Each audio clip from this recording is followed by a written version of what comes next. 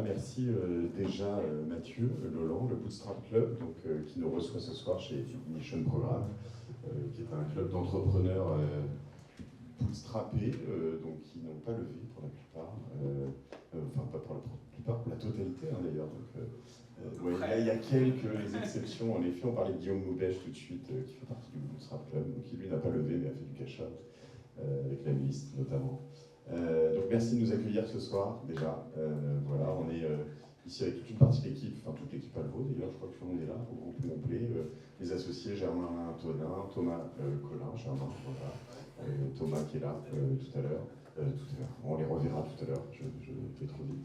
Et puis je suis ravi d'accueillir, déjà de vous accueillir tous ici et d'accueillir donc David Salavi, que vous connaissez peut-être, qui est le fondateur de Cambon. Salut David. Salut Mathieu, bonjour à tous. Et puis Paul Mougineau, alors on a dit qu'on ne présentait que Stabler.tech ce soir, mais il y en a d'autres aussi. Et c'est bootstrappé. C'est bootstrappé aussi. Tu m'as dit qu'on ne voulait pas te financer, c'est ça mais... Faut pas dire ça. Voilà, mais ça me démange, il faut quand même que vous regardiez ce que fait aussi Paul avec Aurès Vétier, cet artiste en IA qui est extraordinaire. Voilà. On ne va pas parler d'art ce soir, on va parler de M&A et d'intelligence artificielle. L'idée de cette table ronde, c'est qu'on puisse interagir ensuite, donc on passera potentiellement les micros. Si vraiment il y a une question qui vous démange trop fort, vous pouvez nous arrêter sur le moment. Et sinon, on essaiera peut-être de le faire à la fin pour que ce soit plus simple de passer les micros et puis de voir qui parle.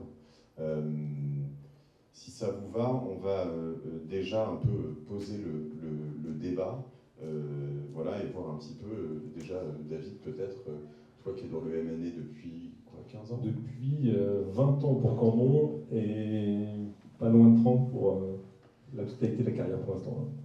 Est-ce que tu pourrais me dire un peu qu'est-ce que tu vois en ce moment ? Alors toi, tu t'équipes déjà en data, hein, on a Jérémy qui est dans les partages, Jérémy, bien sûr, qui est là, deuxième rang. Voilà, en interne. Mais où est-ce qu'on en est, selon toi ? Qu'est-ce que tu as vu Est-ce que, enfin, un peu l'état de l'art aujourd'hui de l'IA dans le secteur des fusions et acquisitions ?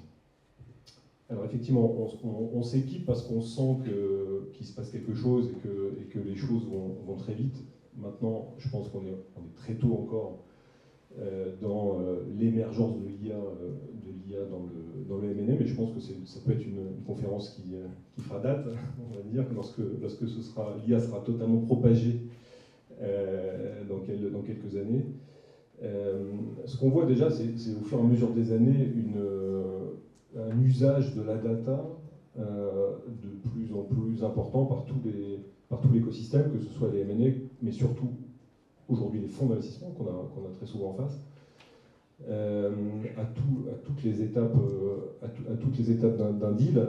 Aujourd'hui, il y a énormément de diligence, de recherche sectorielle, d'appréciation d'entreprises qui relèvent d'une certaine automatisation et plus trop de l'archaïque coup de fil à quelques experts.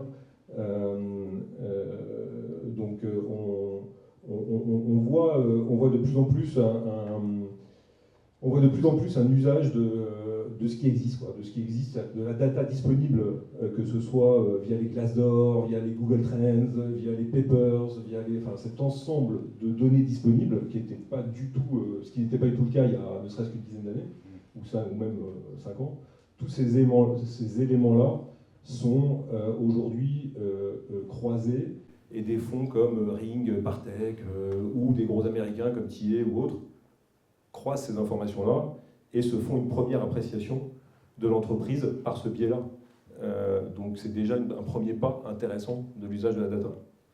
Alors toi, tu connais bien ce premier pas, Paul, parce que tu as vendu une société à VP il y a quelques années qui était, alors, dans ce premier pas, hein, vraiment dans l'analyse et dans la data, peut-être un peu en amont de l'IA à cette époque-là. Et tu es avec Stabler dans le scrapping, un outil de scrapping qui permet d'aller chercher des données un peu partout. Donc tu parles de Papers, tu parles à l'échelle industrielle. Pour juste aussi recentrer le débat, l'IA aujourd'hui, toi tu es là-dedans depuis assez longtemps, mais a eu une vraie rupture avec l'émergence des LLM. Donc on parle beaucoup de ChatGPT-4, mais il y a Midjourney, il y en a d'autres. Où est-ce qu'on en est là-dessus aussi? Quelle est la différence, quelle est l'importance, on pourrait y passer 2 heures, mais de cette rupture? Alors, peut-être avant de parler des LLM, l'usage de l'intelligence artificielle dans la finance, c'est pas du tout quelque chose qui est nouveau. Si on s'intéresse par exemple au machine learning, avec des technologies qui sont un peu plus rudimentaires que maintenant le deep learning ou les LLM, on a déjà vu beaucoup de cas d'application, et sans parler forcément de M&A, dans les hedge funds, par exemple, on a des fonds comme Renaissance Technologies qui, selon la légende, ont tout un ensemble d'algorithmes qui leur permettent de cracher quand même de manière consistante une moyenne de 66% de performance depuis 1988. Donc c'est voilà, pas tout le monde a ces technologies-là, mais c'est possible de le faire. Tu parlais de DACO, l'acquisition par VP dans le retail, notamment, et pour faire une deuxième digression, quand on extrait par exemple chaque semaine l'intégralité d'un site e-commerce avec toute sa diversité, la disponibilité à la maille de la taille, on accumule un historique de données qui, au bout d'un moment, permet de savoir quels sont les best-sellers, quelles sont les bananes, et en croisant encore avec d'autres données, on peut créer des modèles prédictifs très forts. Donc tout ça, c'est déjà très puissant, et ça a été mis en production par beaucoup d'entreprises dans ce qu'on va dire la première vague d'adoption de l'IA entre 2013 et 2018, qui était un peu adapté c'est le moment où c'est devenu vraiment abordable pour les PME et les entreprises de taille intermédiaire. Alors ce que permettent de faire les LLM, c'est vraiment la transformation de texte. Et on parlait de due diligence. C'est vrai qu'il y a beaucoup quand on fait des due diligence, j'ai commencé ma carrière comme consultant en stratégie, on doit analyser d'énormes volumes de données. Et c'est vrai que si on arrive à extraire la substantifique moelle de ces informations-là, si en plus ces informations elles sont difficiles à trouver, on passe beaucoup de barrières à l'entrée pour mesurer si un deal est bon ou pas. Donc les LLM permettent vraiment de faire ça.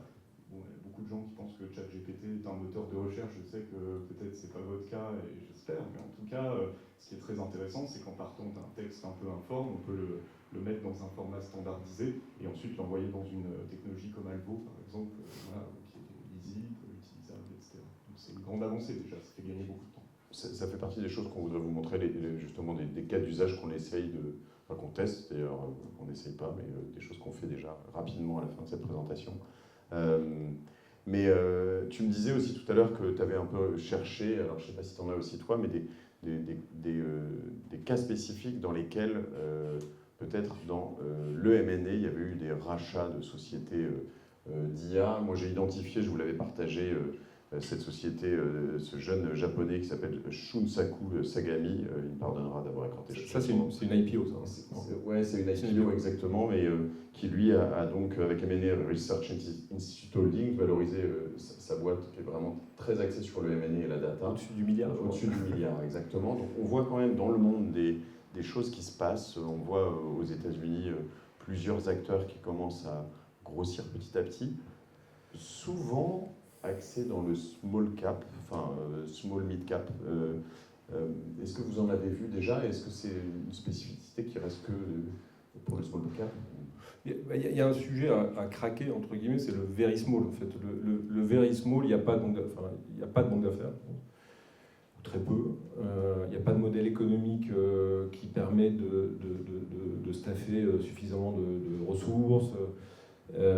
Donc il y a beaucoup d'entreprises qui auraient besoin de trouver preneurs, mais qui ne sont pas prises en charge, tout simplement. Nous, à notre échelle, on en refuse énormément, mais on a un positionnement plus mid, voire large parfois. Mais je pense que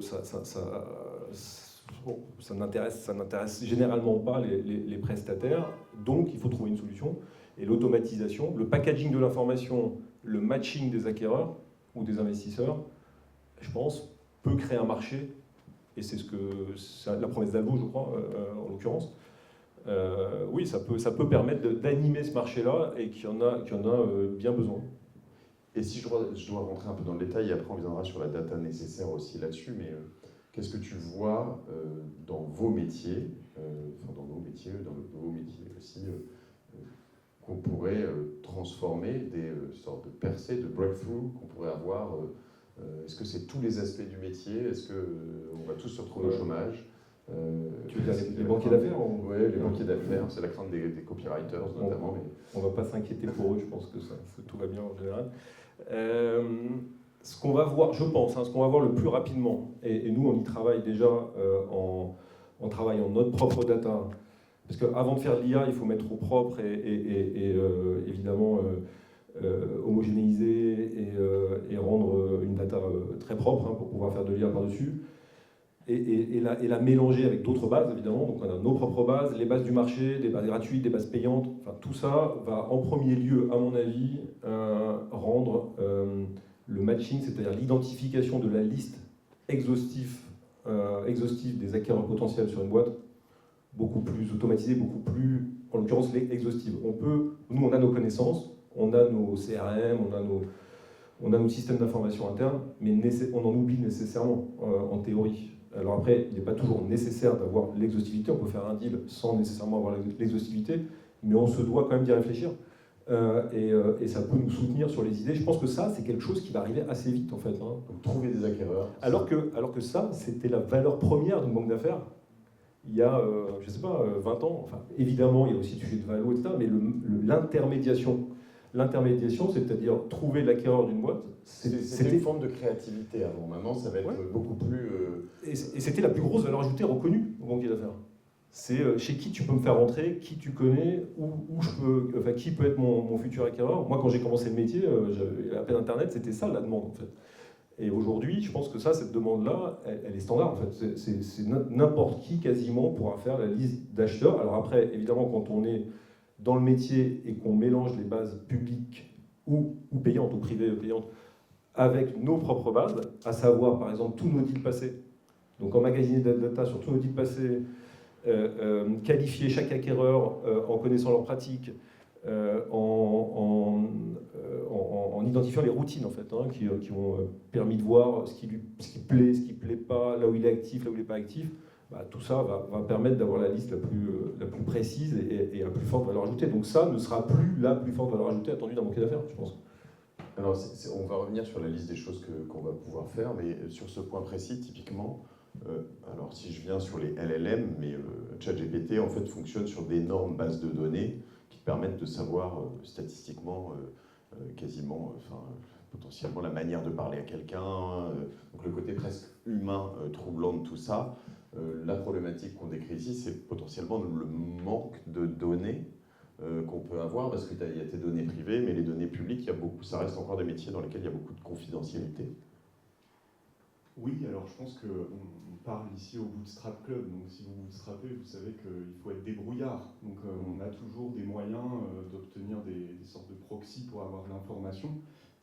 Ce qui est très intéressant dans ce qui vient d'être dit, c'est qu'en fait, là où il y a souvent dans la LNA le gisement de valeur, là où on apporte de la valeur, là où parfois il y a de l'excitation, c'est quand on a une asymétrie d'information.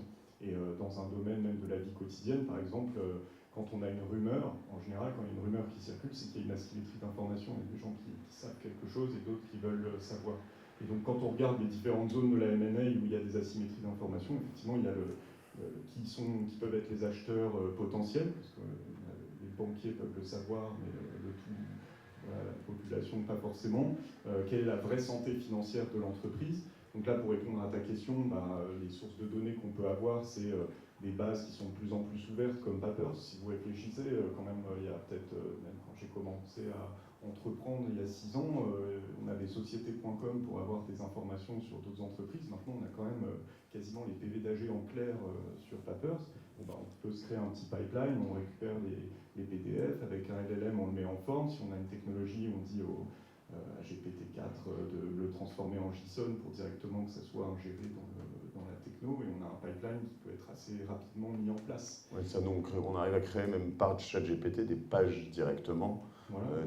Des pages web avec les données extraites du PDF. Tu vois, en API, oui. On peut faire des pages, on peut faire tout ce qu'on veut.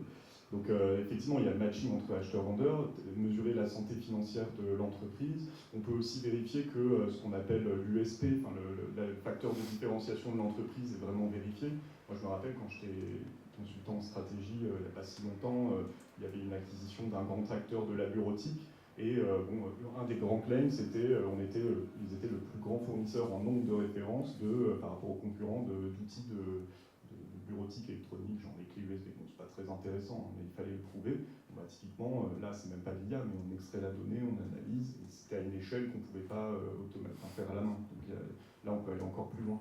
Donc mesurer ces USP-là par des accumulations de séries temporelles, du prédictif, il y a beaucoup de choses à faire.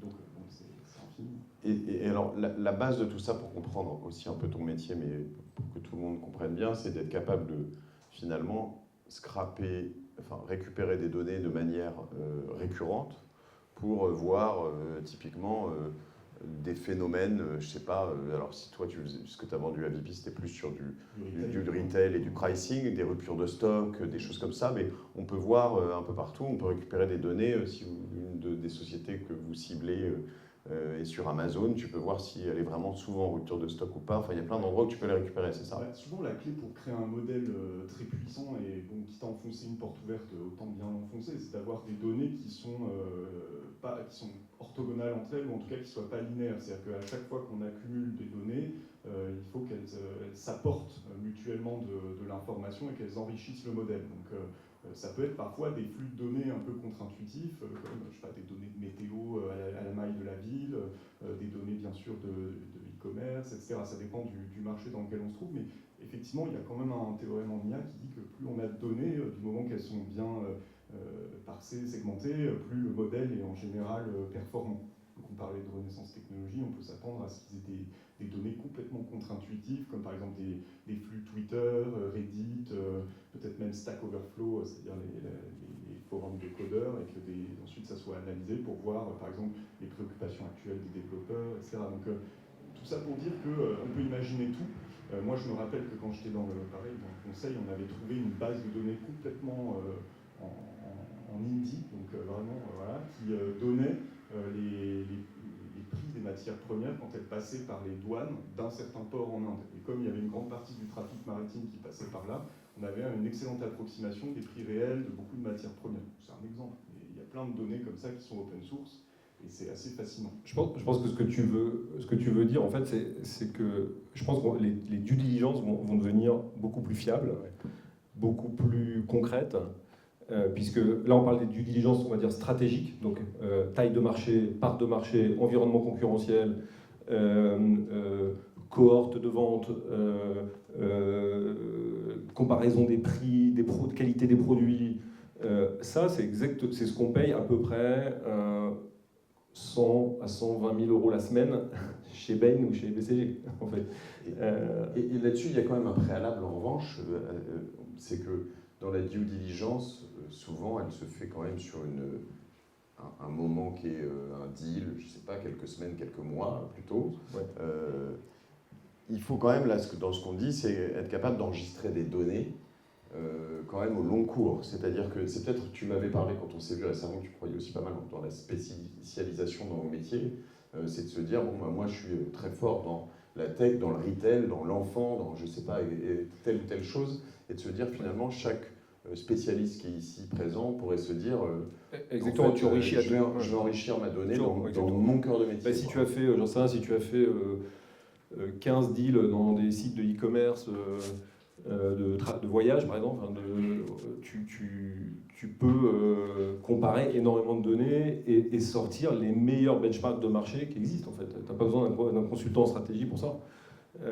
Tu peux mesurer les parts de marché de chacun, la taille de marché, enfin, et si tu rajoutes à ça les bases existantes ou simplement les sites web, hein, les trends, les réseaux sociaux, le bruit sur la toile, enfin, etc., il y a énormément de données qui permettent d'automatiser, mais on n'est qu'au début, donc en fait il faut s'imaginer en se projetant, puisque c'est l'idée aussi ce soir, il faut se projeter, ça va aller très vite à mon avis. Et d'autant qu'il y a comme une tendance générale sur les transactions, notamment avec l'émergence des fonds d'investissement, du private equity, c'est que les deals sont de plus en plus rapides. C'est-à-dire que le marché est devenu tellement concurrentiel qu'il y a une prime à l'investisseur qui va le plus vite, en fait. Et donc, plutôt que de partir sur 6 semaines de due deal, si tu peux mettre derrière toi la due deal à partir de data et de quasiment l'automatiser, je pense que c'est un facteur clé différenciant pour gagner un deal. Et en même temps, comme on doit aller vite, on a besoin de bien qualifier le deal et d'avoir le plus de faisceaux différents. Et tout à l'heure, on parlait d'un exemple que vous connaissez certainement, qui est l'acquisition à 145 millions de dollars de Frank par JP Morgan, qui était une sorte de plateforme qui était initialement, ça partait d'une bonne intention. L'idée, c'était d'aider les étudiants à sécuriser des aides des différents États américains pour leurs prêts étudiants, etc. Et si vous savez cette histoire, la fondatrice, qui était une Forbes 30 under 30, avait complètement imaginé une base de données de clients gigantesque, donc elle l'avait générée pour le coup. Mais quand JP Morgan a envoyé la première fois une newsletter à toute cette base de Frank, ça a eu beaucoup de mails qui sont revenus, et c'est comme ça qu'ils se sont rendus compte de la supercherie. Il y a eu quand même plusieurs, même peut-être beaucoup d'exemples de non-delivery de ce type-là. On pense notamment à l'histoire avec Elizabeth Holmes, etc. Et ce qu'on voit, c'est que tous ces gens, sur les réseaux sociaux notamment, ils avaient une manière de s'exprimer. C'est très spéculatif ce que je dis, mais peut-être que, je n'ai pas encore fait, mais c'est possible d'entraîner un modèle d'IA qui corrèle l'intégralité des posts sur les réseaux sociaux avec la vraie performance financière des entreprises et de le backtester, bien sûr, pour voir si ça marche, et d'avoir non pas une décision absolue, mais peut-être un faisceau, un peu comme dans l'assurance, où on dit attention, peut-être que là, on est sur une fraude, voilà, pour des raisons. Sachant qu'il existe des entreprises en France, comme October, qui arrivent à donner des crédits à des entreprises en 24 heures, une semaine selon les montants. Je crois qu'on est sur jusqu'à 30 000 euros, je crois que c'est moins de 24 heures, jusqu'à 300 000 euros, ça doit être 7 jours, et au-delà, je crois que c'est à une vitesse folle, mais c'est quasiment tout automatisé, en fait. Ce que me disait Olivier Goy, c'est que le fondateur d'October, c'est que, en vrai, dans les premières minutes, ils savent déjà à 90% si le deal va être fait ou pas. Donc j'imagine que là-dessus, on a déjà pas mal avancé, quoi. Non, c'est sûr, ça donne une appréciation. L'aspect réputationnel, c'est ce que tu évoquais, l'aspect réputationnel, c'est devenu incroyablement important, enfin, mais totalement même une obsession, notamment par l'américanisation un peu des fonds d'investissement et la montée de toutes la problématique de compliance chez ces gens-là. C'est vraiment quelque chose d'ultra, ultra, ultra sensible où en fait le travail grâce à la data, grâce au réseau, permet effectivement de quasiment vérifier toute la donnée, tout le passé de l'ensemble des employés d'une boîte, quoi. Enfin, c'est assez... C'est ce qui va se produire dans quelques mois ou dans quelques années, c'est sûr, en termes de diligence. En fait, on va auditer des choses qu'on n'auditait pas en fait, jusque-là, parce que ça va être rendu facile. Alors on a parlé de due deal, après on va venir aux questions quand même assez vite, mais je voudrais quand même qu'on fasse un peu tout le scope de ce que ça pourrait métamorphoser dans ce métier. On a parlé de due deal, on a parlé de recherche de repreneurs potentiels. Ouais. On peut chercher des cibles potentiellement à acheter quand on a un... Oui, c'est la prospection. Donc, nous, c'est notre prospection, en fait, c'est identifier des cibles, notamment lorsqu'on connaît bien un secteur, ou pas d'ailleurs, mais en tout cas de se mettre des systèmes.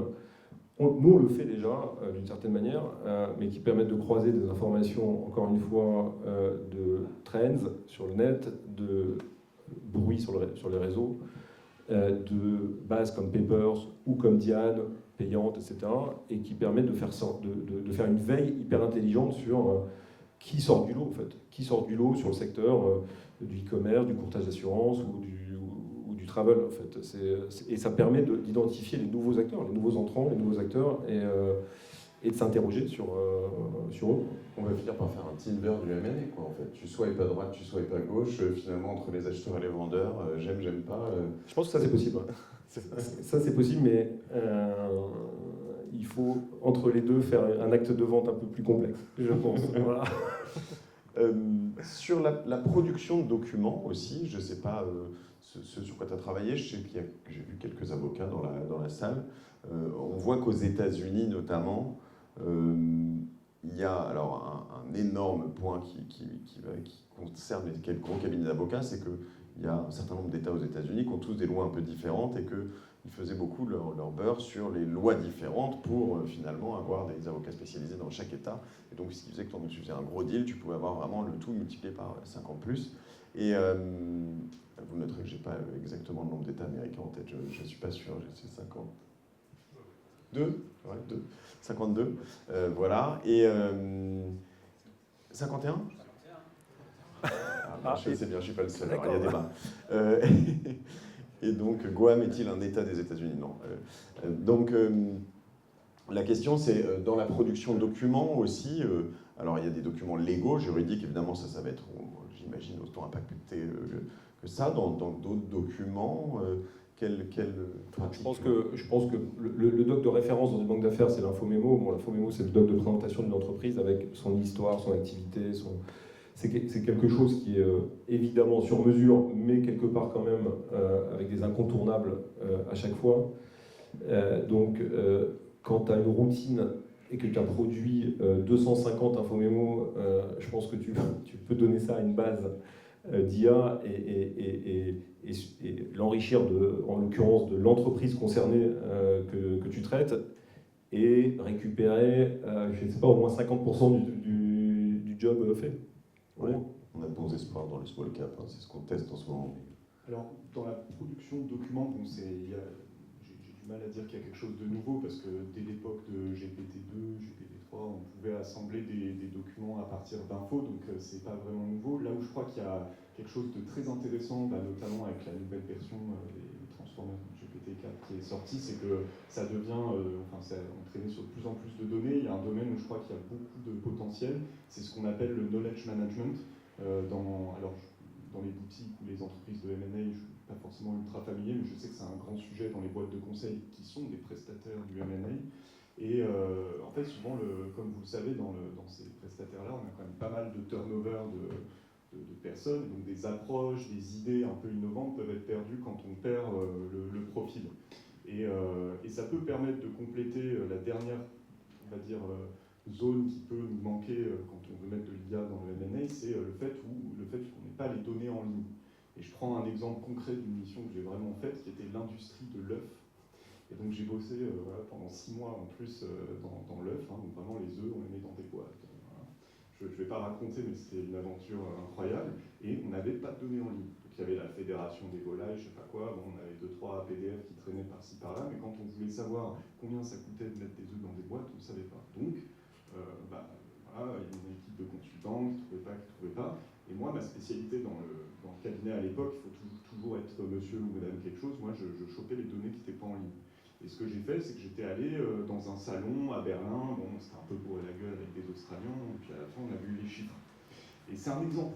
Mais cette approche-là, ça peut être intéressant ensuite de l'injecter, de dire à la fin de la mission, faire un truc un peu standardisé, on dit voilà, les données n'étaient pas en ligne et voilà ce que j'ai mis en place. Et la prochaine fois, peut-être en utilisant un système de chat, il peut y avoir un consultant junior qui dit voilà, cette industrie, j'ai pas de données, donne-moi 10 solutions que je peux faire. Et parmi les solutions, on pourrait avoir, puisque ça a été renforcé sur cette idée, vérifie quand même qu'il n'y a pas de salon professionnel un peu chelou en Hongrie où tout le monde est là et a les infos. Voilà.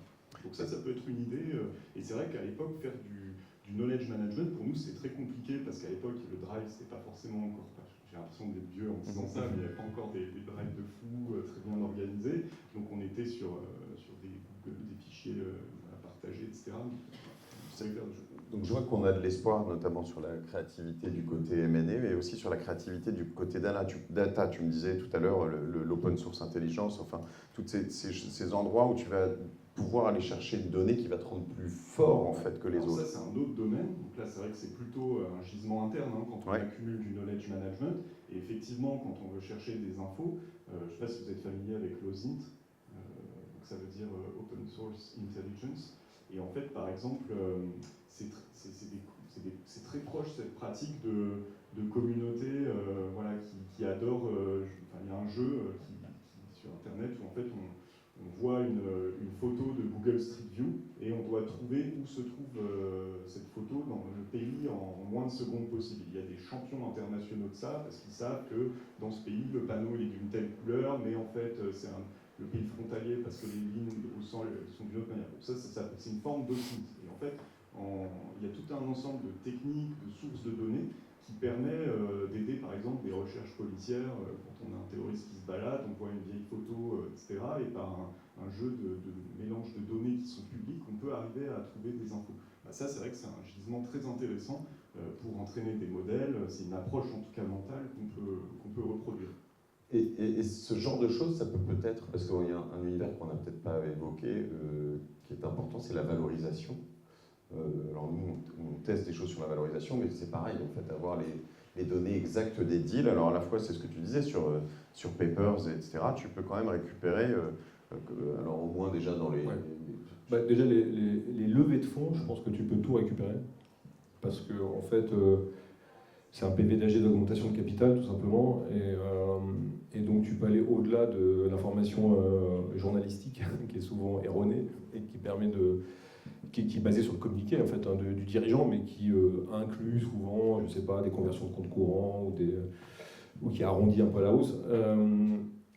Sur les valos, oui, sur les valos, c'est très facile, sur Papers, enfin c'est très facile. C'est très facile d'y aller aujourd'hui manuellement, mais si on met une routine pareille de data, on peut sortir une statistique en fait. Les valos de levée de fonds, c'est très clair. Je pense que les valos de LBO, de M&A, plus compliqués.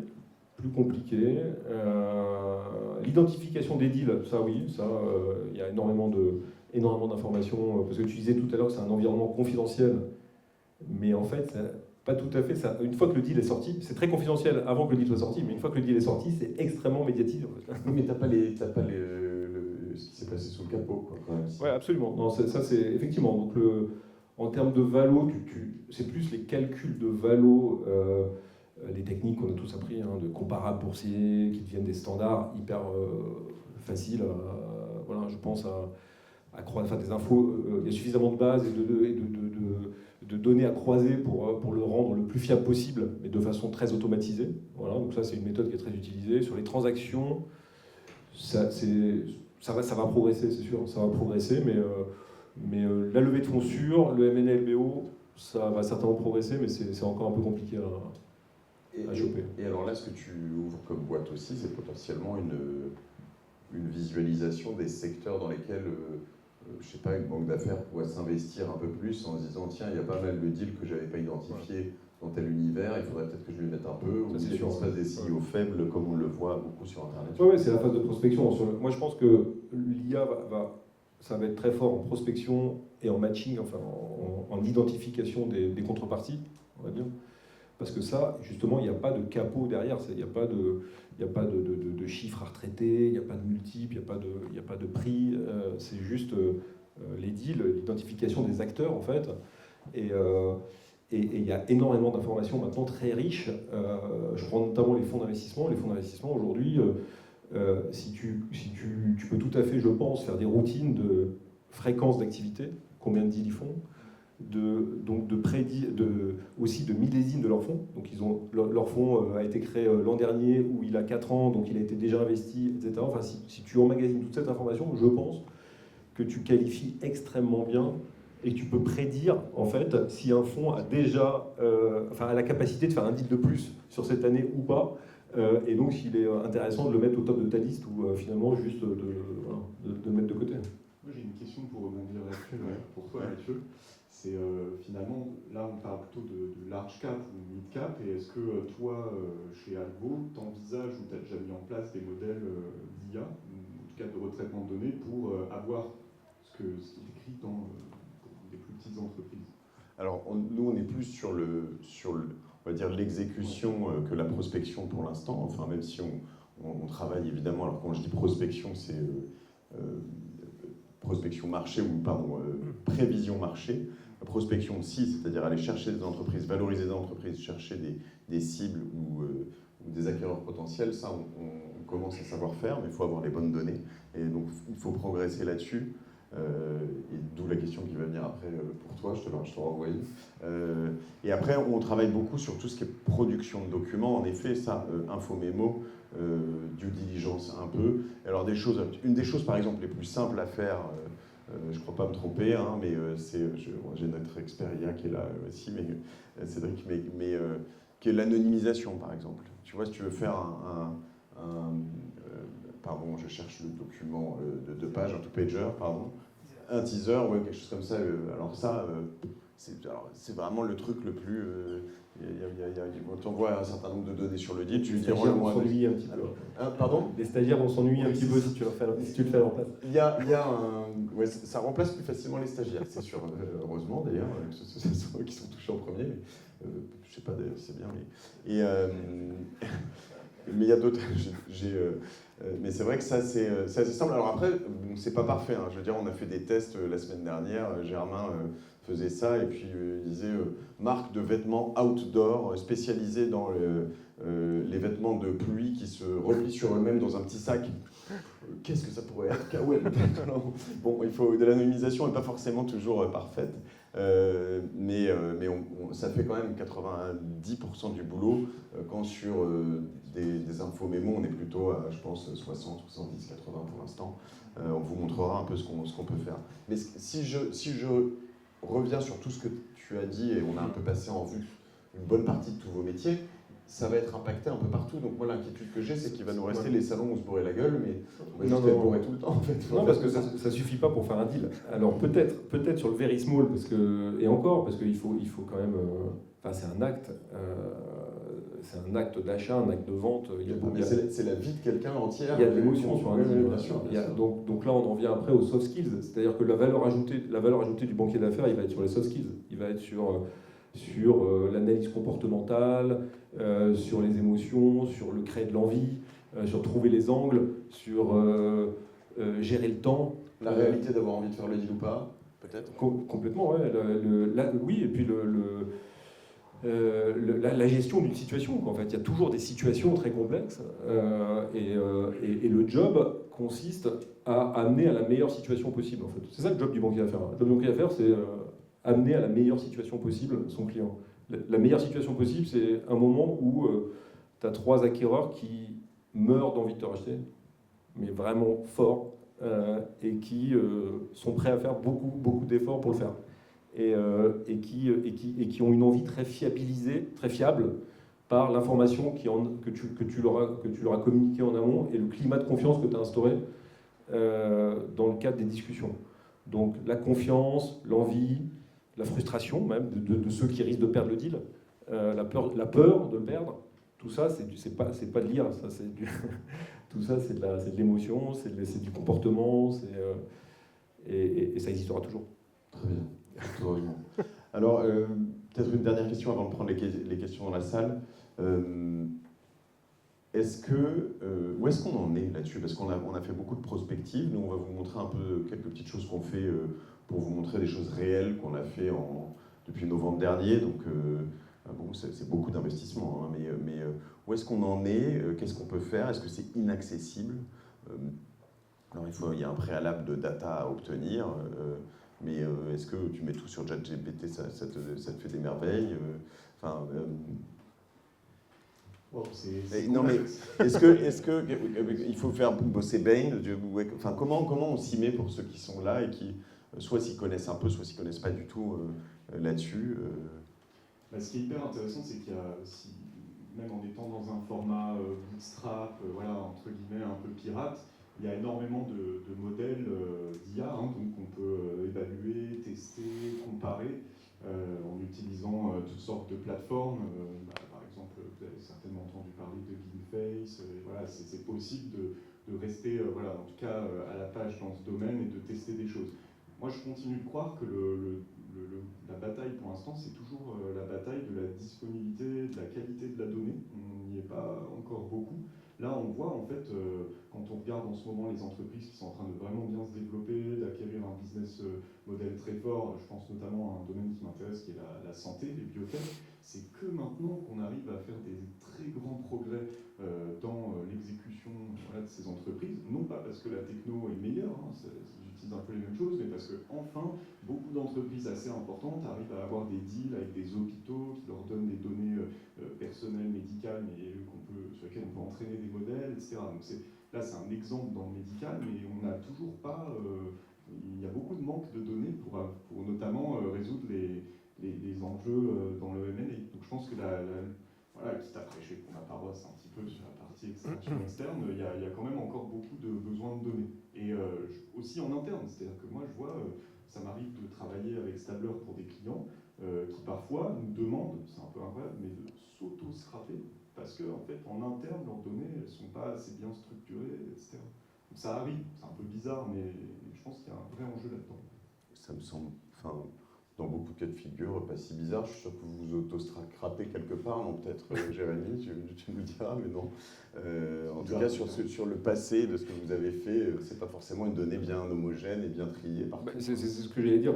Le premier conseil à donner, c'est d'organiser cette donnée. Ouais. Ça, je pense que c'est de l'organiser, de la segmenter, de la cleaner, et ensuite de travailler dessus. Je pense qu'on a énormément de données, que ce soit sur les acquéreurs, sur les fonds, sur les pratiques de marché, justement. C'est un truc, tu parlais des avocats tout à l'heure, les pratiques en termes de, je sais pas, de niveau de plafond de garantie passive, de décote en cas de bad liver, de durée de vesting, enfin tout ce qui est parce qu'un deal c'est un prix, mais c'est aussi plein d'autres éléments qui sont des paramètres en fait, hein, et souvent, enfin dans le monde, on va dire d'hier, tu as un avocat face à un autre qui dit ah ben moi je connais les market practice, et l'autre qui répond ah, moi aussi je connais les market practice, et ils ont à l'opposé, ils ont de 1 à 5 d'écart. Voilà, donc les market practice, normalement, c'est quelque chose qui est une data, quoi. En fait, et ce que je réponds souvent aux avocats, c'est que dans le secteur, on a fait les 30 derniers deals. Donc les market practice, c'est nous qui les avons. C'est ni l'avocat d'un côté, ni l'avocat de l'autre. Et donc on arbitre avec nos data, quoi. C'est tout. Pour autant que ce soit l'argument, mais rentrer dans... voilà, les market practice, c'est quelque chose qui est juste une data organisée et qui permet de mieux travailler, en fait, quoi, tout simplement. Bon, bah, avant de prendre une première question, on pourrait conclure en disant scrapez-vous vous-même avant d'aller scraper les autres. Voilà. Quelqu'un a une question pour un de nos invités? Vous avez peut-être personne? Ouais. Tiens. Hop, n'hésite pas à te présenter comme ça. Hop. Bonjour, Arthur de Cognou. J'ai une question. Alors j'ai compris qu'on allait sacrifier les stagiaires, mais qu'est-ce que ça dit pour la nouvelle génération de banquiers d'affaires qui va rentrer dans ce secteur et qui doit travailler ou prioriser des nouveaux sets de skills en fait? Voilà, c'est ça. Bon, on ne va pas sacrifier les stagiaires, on va rendre leur quotidien plus intéressant. Je pense que c'est surtout ça. Et de façon générale, le boulot plus intéressant. Je pense qu'on va tout simplement... Enfin, le job, il va être très intéressant parce qu'il s'agit ça reste de la vente, quoi, hein. Enfin, c'est de la finance, mais c'est aussi de la vente. Ça suppose de l'intuition, ça suppose de l'analyse, c'est très complet, hein, ça suppose de la connaissance juridique, fiscale, etc. Donc ça reste très riche comme métier, donc c'est largement à conseiller à des jeunes qui ont envie d'y goûter. Ils seront plus outillés, ils seront dédiés sur les tâches à plus forte valeur ajoutée. On ne sera pas nécessairement entre guillemets dans la banque de carnet d'adresses comme on l'a connu à l'époque où personne n'avait d'ordinateur sur le bureau, quoi. On va être dans la banque d'affaires où on est dans l'analyse, encore une fois la gestion des situations. Donc c'est un métier qui a énormément d'avenir. Je ne crois pas qu'on ira vers des transactions qui seront automatiquement toutes seules. C'est trop complexe. En fait, une entreprise, c'est un bien trop complexe pour ne pas être conseillé, accompagné. Donc, mais le job sera plus intéressant, je pense, tout simplement. Dans ta boule de cristal ou la vôtre, vous avez, je sais pas, une idée de... Enfin, c'est Winter is coming, c'est maintenant, c'est dans 1 an, c'est dans 6 mois, tout change très vite. Progressivement, ça... Mais ça va vite, ouais. Comment vous y préparez alors, comment on s'y prépare? Nous, on travaille énormément la data aujourd'hui, donc on est en train avec Jérémy derrière, mais pas que. Enfin, on travaille aussi avec beaucoup de prestataires, hein, donc des experts en data et en IA, pour à la fois travailler notre donnée, structurer notre donnée, premièrement, et ensuite travailler sur des use cases d'IA, donc des premiers travaux d'automatisation d'un certain nombre de choses. De création de data lake, en fait, donc une data qui va jusqu'à récupérer toute la donnée de tous nos emails, hein, tout simplement, mais en gérant la confidentialité, bien sûr, hein, donc, qui permet de voir les interactions qu'on a avec, de bien analyser toutes les interactions de notre écosystème, et y compris en interne. Donc c'est plein d'exemples. On s'y prépare en travaillant de données, en identifiant les outils du marché, en les complétant par nos propres développements. On ne fait pas que l'utilisation de logiciels, on développe nous-mêmes des choses. Et voilà, donc, et puis on va tester plein de cas en fait. Hein. On n'est pas en retard, de toute façon, c'est des choses qui vont rendre la vie plus agréable et certainement, et le job encore plus intéressant et plus efficace. Quoi. On va rendre plus productiviste, on va peut-être pas rentrer un peu plus tôt le soir, mais quoique, on arrive toujours à inventer des trucs à faire dans notre métier. Donc... Merci. Vous avez d'autres questions? Ouais. Hop là.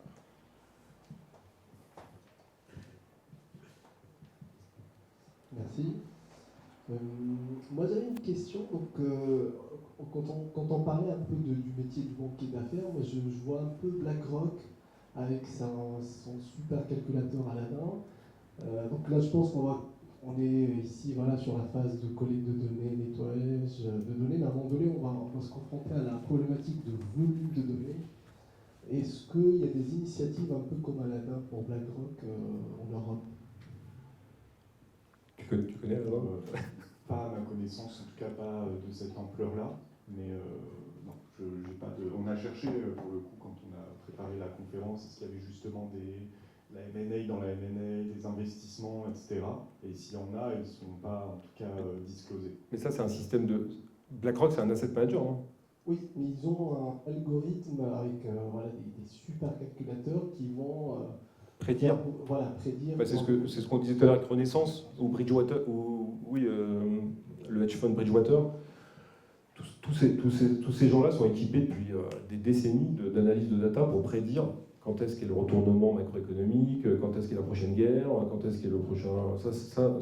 les hedge funds sont très très en avance sur la prédiction en fait, en partant de modèles passés, quoi.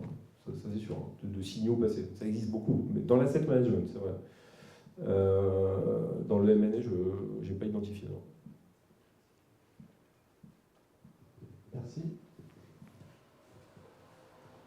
Une dernière question? Vous avez d'autres questions? C'est bon? Est-ce qu'on a... Dernière question. Ah. On dit souvent garbage in, garbage out. Les données aspirines, notamment de la M&A, est-ce que c'est un enjeu pour les banquiers d'affaires de venir corriger les données au fur et à mesure, de retravailler les datasets historiques, ce genre de choses, en fonction de l'évolution du marché, etc. Est-ce que c'est là qu'on se dirige? Oui, c'est sûr. Enfin, c'est très vite obsolète, en fait. Hein. C'est très vite obsolète. Après, ça peut être corrigé, probablement, par justement des indicateurs de marché. Une value dans un marché fort, c'est pas une value dans un marché faible, etc. Donc on a probablement on a le réflexe, en tout cas, d'apporter ces correctifs-là, mais oui, ça devient relativement obsolète assez vite, donc il faut les écraser, quoi. Les écraser, les renouveler, garder, je ne sais pas, un horizon de... Après, certaines sont intéressantes sur le...